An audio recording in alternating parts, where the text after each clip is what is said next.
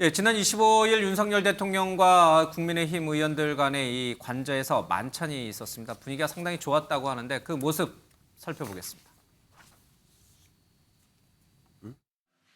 만찬 전 김건희 여사는 비대위원들을 맞이하며 관저 곳곳을 소개했습니다.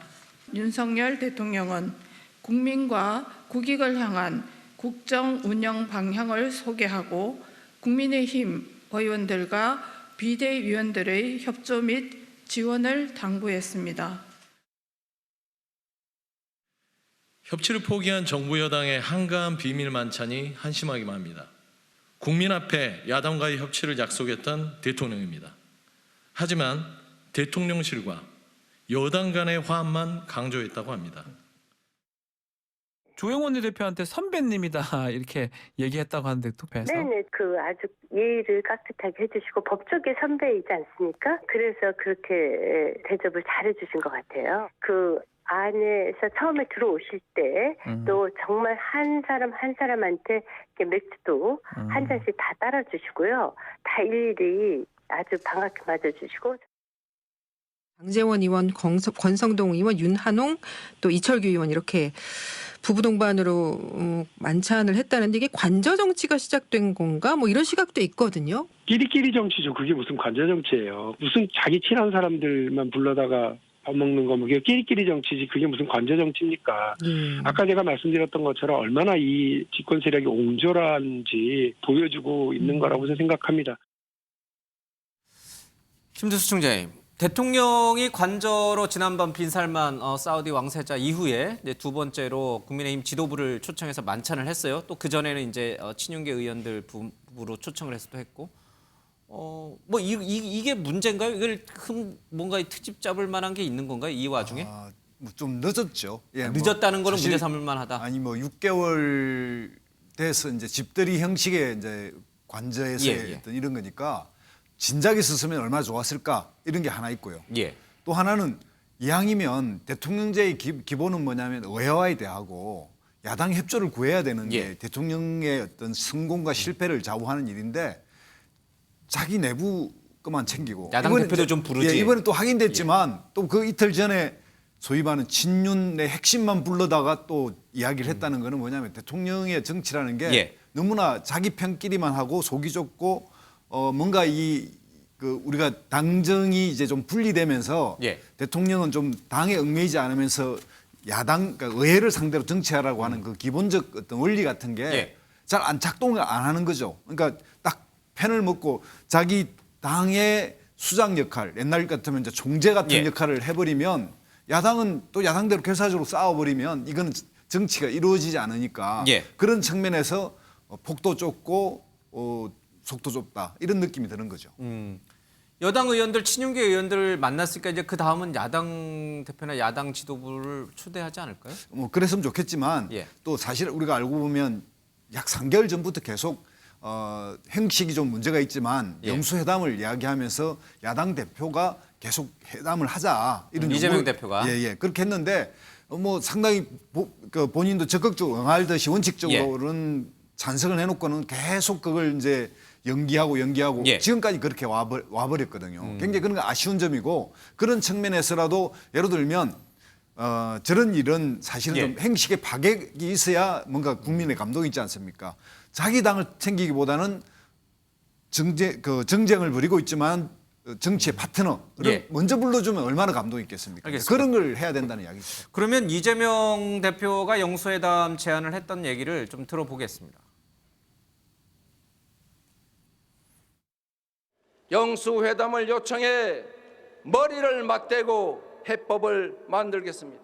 윤석열 대통령께 다시 한번 공식적으로 영수회담을 요청드립니다. 새로운 사회를 준비하기 위해서 어떤 것들이 필요한지를 허심탄회하게 머리를 맞대고 논의할 수 있는 민생경제 영수회담을 다시 한번 촉구합니다. 민생경제 위기 돌파를 위해서 대통령이 직접 대화에 나설 것을 거듭 다시 한번 촉구드립니다.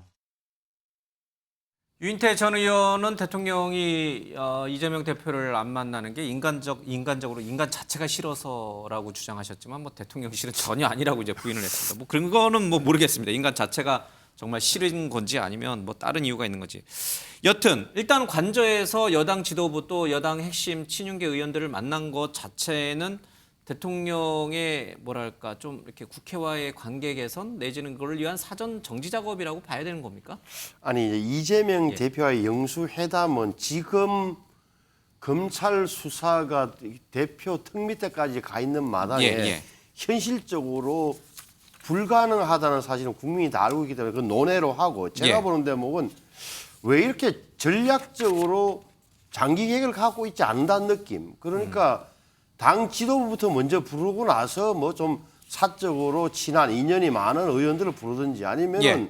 이른바 당의 고문들도 있단 말이에요. 이게 우리나라는 아직도 어른들 먼저 제가 집을 새로 마련했습니다. 뭐 이런 거 예. 비슷한 이런 걸 왜 안 한 듯한 느낌이 드는 거예요. 그러니까 그런 걸 고려 안 하지 않았을까라는 느낌이 예. 강하게 든다.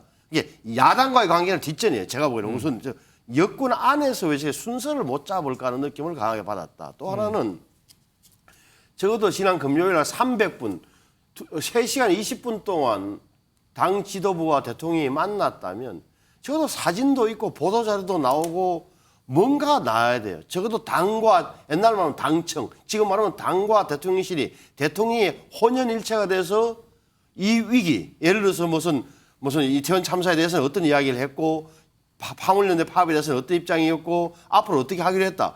혼연일체 한 몸에 대해서 위기를 돌파하기로 의견을 모았다. 최소한 이 정도는 나와줘야 되는 거 아니에요? 그런 얘기는 아예 안 했다지 않습니까? 그러니까 민감한 현안은 얘기 안 했다고. 그러니까 제가 보기에는 딱 아까 양금희 수석 부대변이라는 분이 한번 이야기를 보니까 자 집권 여당으로서 책임과 역할을 다하자는 뜻을 모았다. 이 굉장한 뭐랄까 긴장도도 없고 당청 지도부 이게 여권 핵심들이 만나서 3시간 동안 뭘 했냐 3시간 넘게. 그러니까 기자들이 이 브리핑을 듣고 나서 전부 다 14명이나 되는 일일이 전화할 거 아닙니까? 오늘 무슨 이야기 했어요? 그러니까 흘러나오는 이야기라고는 굉장히 가십성, 작은 이런 것만 나오는 이 형태가 저는 도저히 이해가 안 되는 상황이다.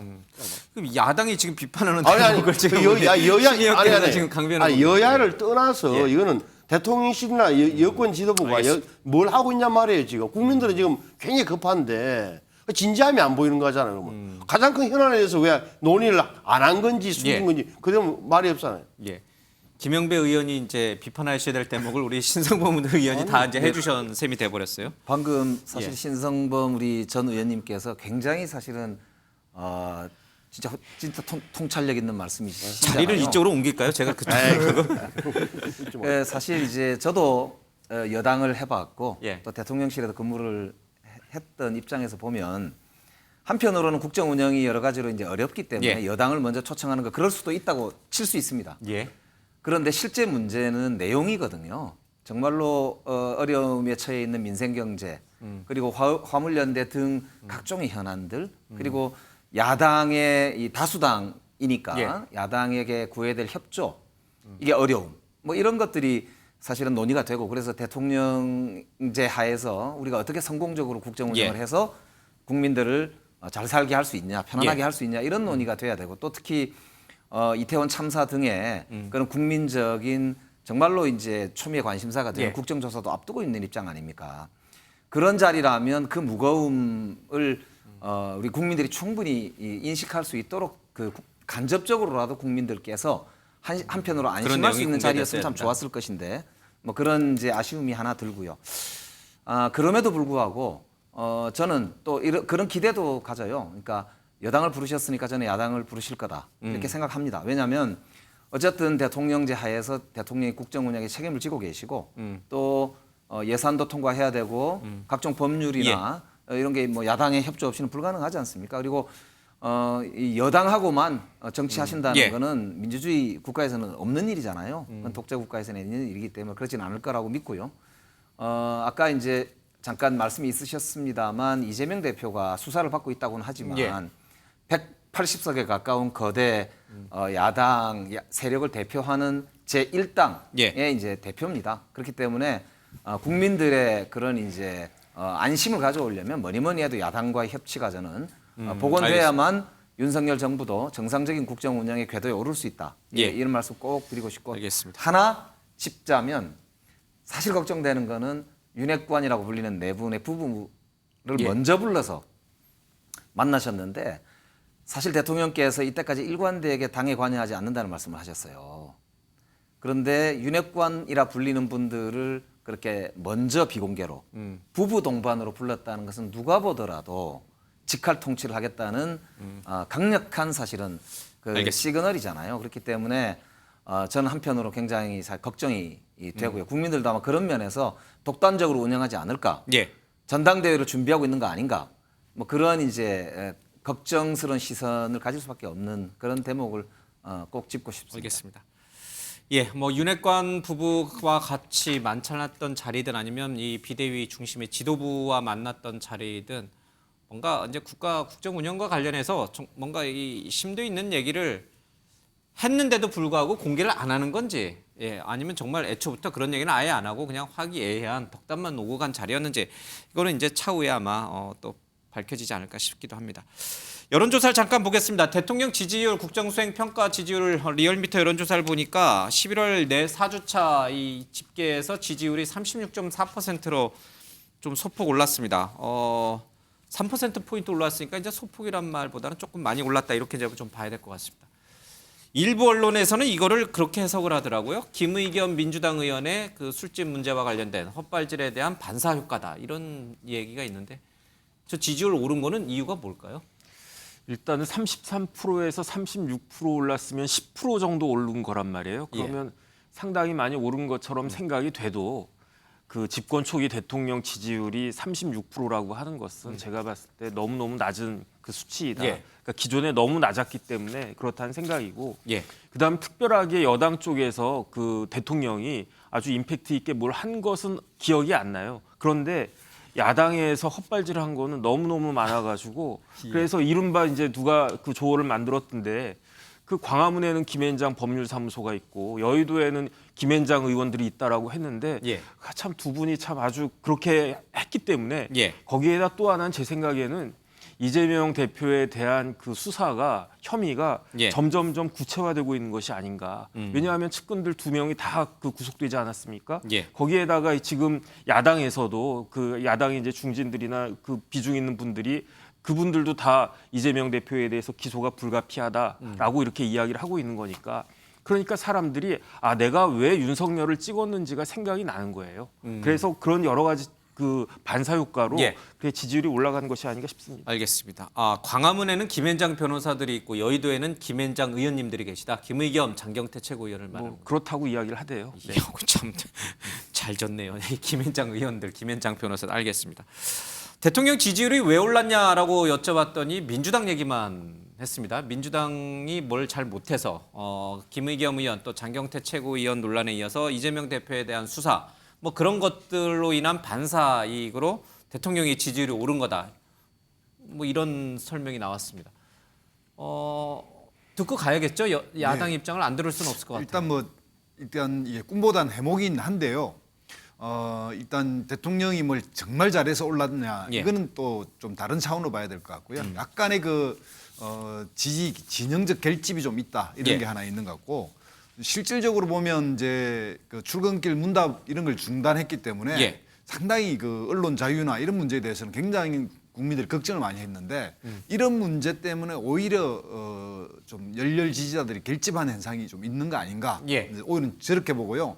또 이런 출근길 문답이 그동안 대통령의 상당히 지지율을 하락시키는 요소였는데, 안 하니까 오히려 편하게. 저기에는 또 출근길 문답을 안 한 것도 상승 요인으로 저는 뭐 그런 분석이 된다. 요소가 있다고 봅니다. 알겠습니다. 자, 그러면 한동훈 장관은 대통령 지지율에 어떤 상관관계 또는 인과관계가 있을까? 그런 부분도 좀 궁금해집니다.